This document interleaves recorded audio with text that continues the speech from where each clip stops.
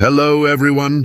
I'm the voice of Beyond Love, and today we're diving into a topic that deeply affects many people's lives: toxic relationships. Our goal isn't to point fingers or judge, but rather to shine a light on destructive patterns that often hide under the guise of intense passion or movie love. It is crucial to understand that toxicity rarely presents itself with flashing red neon warning signs. It subtly infiltrates like water constantly dripping until it erodes the firmest rock. In the beginning, everything might seem magical, overwhelming. There's a magnetic attraction, an emotional roller coaster that makes us feel intensely alive. The chemistry is undeniable, and the partner's dedication seems to be proof of an epic love. That is where the great deception lies. What is mistaken for care might in fact be control. That dedication might be the foundation for progressive isolation. And the intensity of feelings, which we believe to be the hallmark of true love, is often emotional instability in disguise. Many people fall into this trap because they have been conditioned to believe that love must involve suffering and drama. We learn from movies and music that emotional peaks and valleys are synonymous with depth. But true, healthy love is not chaotic. It is a refuge, a safe harbor. It is the peace that allows you to flourish, not the constant anxiety that makes you question every word and every move. Let's start by deconstructing this romantic idea of obsession. If your relationship is based on extremes, moments of euphoria followed by devastating crises, and you feel you are constantly walking on eggshells to avoid the next drama, it's time to stop and analyze. This cycle of intense fighting and even more intense reconciliation is not proof of love. It is an addictive and profoundly exhausting dynamic. This is the first step toward recognition, questioning the intensity. What you feel, is it love or a painful dependence? Think about it. The second part of our deep dive into toxicity is related to a very subtle yet extremely destructive attitude: self-censorship. This is the point where the damage does not come from an explicit fight, but from the silent decision you make daily not to be entirely who you are. In a healthy relationship, you feel safe to express your opinion, share your wildest dreams, and even disagree without fearing retaliation or emotional punishment. In toxicity, the story is different. You start noticing that it is easier and less costly to swallow what you think than to face your partner's reaction or emotional punishment. You silence your truths not out of respect or consideration, but out of a real and palpable fear of the consequence. Think about the small things. You wanted to go to a concert with friends, but you don't mention it because you know it will lead to a long interrogation or a sour mood that will ruin your entire weekend. You disagree with a political point of view or a financial decision, but you opt for silence to avoid the marathon of arguments where, inevitably, you will be devalued or labeled as naive or stupid. This self-censorship is a survival mechanism that the body and mind create to manage the other person's emotional instability. Over time, this constant repression makes you feel as if you are wearing a mask. You become a diminished, filtered, and carefully edited version of yourself, just to maintain the illusory peace within the relationship. When you cannot be authentic in your own home and with your own partner, we have arrived at one of the most devastating pillars of any toxic relationship: social isolation. The controlling partner needs you to depend exclusively on them for emotional satisfaction, support, and validation. To achieve this, the person must cut off or weaken your external support network. And this rarely happens with a direct, clear prohibition. No, it is a subtle, slow, and calculating process, which ultimately makes the blame fall on you. The abuser doesn't say, "You can't see your friends." He or she acts so that your decision to step away seems the most comfortable or logical one. How does this manifest in practice? Criticisms of your friends and family become frequent. Your friend X is too negative, they drain your energy. Or your sister Y has never liked me, she just manipulates you.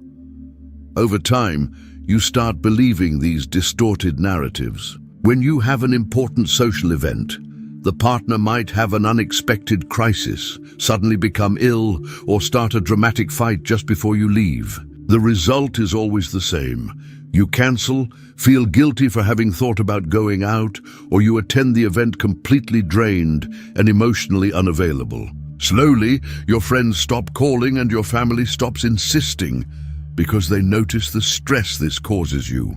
Suddenly, you look back and realize that the people who knew you, who loved you unconditionally, and who could have warned you about the situation are out of your life. You have become an island, and the only bridge left is to your partner, the controller. This creates a dangerous dependence because with nowhere to run and no external references for what healthy love is like, the toxic reality you live in becomes your only normal. Stop and think, who don't you see anymore today? And why did life become easier after that person drifted away? The answer might be a deafening warning sign. We have reached one of the most insidious and damaging signs in a toxic relationship: blame shifting, better known as gaslighting. This term derived from an old film where a husband manipulates gaslighting to make his wife question her sanity. Perfectly describes the psychological manipulation technique where the aggressor makes the victim doubt their own memory, perception, or sanity. In the context of toxic love, this means that the problem is never the aggressor. It is always you. This reversal does not only happen in big fights, it is present in everyday life. When the partner hurts you, instead of apologizing, he or she distorts the event and makes you believe that their wrong action was just a reaction to your provocative behavior. I didn't ignore you. I was busy, but you were so needy that you distort things to play the victim. I didn't yell at you. I just raised my voice because you were pressuring me and being unreasonable. Do you notice the subtlety? The pain you feel is validated, but the blame for feeling it is thrown back into your lap. The focus of the argument shifts from the offensive act, "he cheated on me," to your reaction, "I only cheated because you were distant and controlling." The long-term impact of gaslighting is devastating for the victim. You start questioning everything. Am I really that exaggerated? And is my memory failing me? And worse, you start anticipating the accusations and apologize even before being accused, just to maintain the peace.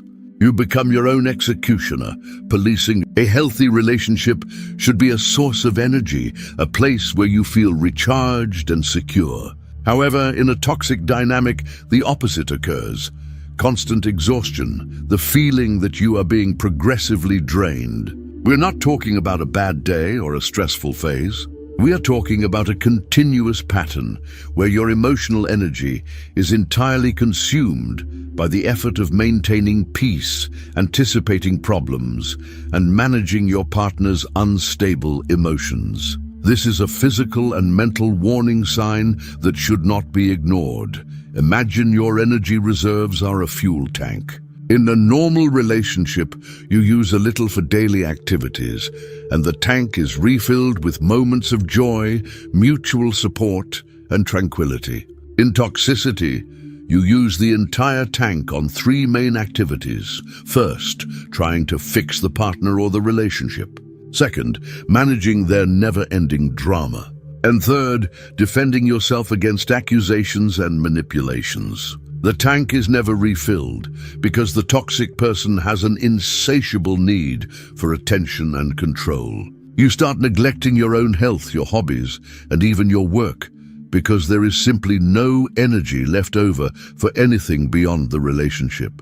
Your life boils down to dealing with the relationship, not living your life while in the relationship. You find yourself canceling commitments with friends, not out of unwillingness, but out of sheer exhaustion. The thought of getting off the couch or having a productive conversation seems monumental. The tiredness is not physical. It is a fatigue of the soul, a chronic emotional drain that leads to anxiety and, in many cases, depression. If you feel that your inner light is dimming, that the joyful and vibrant person you were before the relationship has become gloomy and apathetic, This exhaustion is your body and mind screaming for help. The lack of peace is not love. It is imprisonment. Your well-being is the compass. If it points to exhaustion, something is fundamentally wrong. When was the last time you woke up feeling genuinely rested and optimistic about the day without the shadow of your relationship weighing you down? Toxicity does not always manifest in rage attacks or open insults. Often, it hides in constant criticism, disguised as advice, concern, or a joke. This is the sign of veiled devaluation, a tactic that slowly erodes your self-esteem, like the tide washing away the sand. The toxic partner needs to feel superior, and to do this, they need to keep you in a state of constant insecurity and inferiority. If you feel capable and confident, you will have the strength to leave.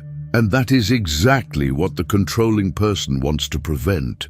This destructive criticism attacks your most vulnerable points, your intelligence, your appearance, your career, your social circle, and even the way you handle household chores. For example, you make an effort to cook dinner and the partner says, "It was good, but next time, try to use less salt." It's just that you never get the seasoning right, do you?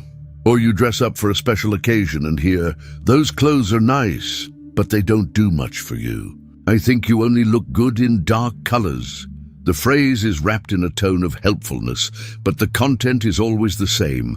You are not good enough. The incessant repetition of these small digs makes you start to internalize these criticisms. You stop trying new things. You start doubting your own abilities, and worse, you start believing that your partner's negative view of you is your reality.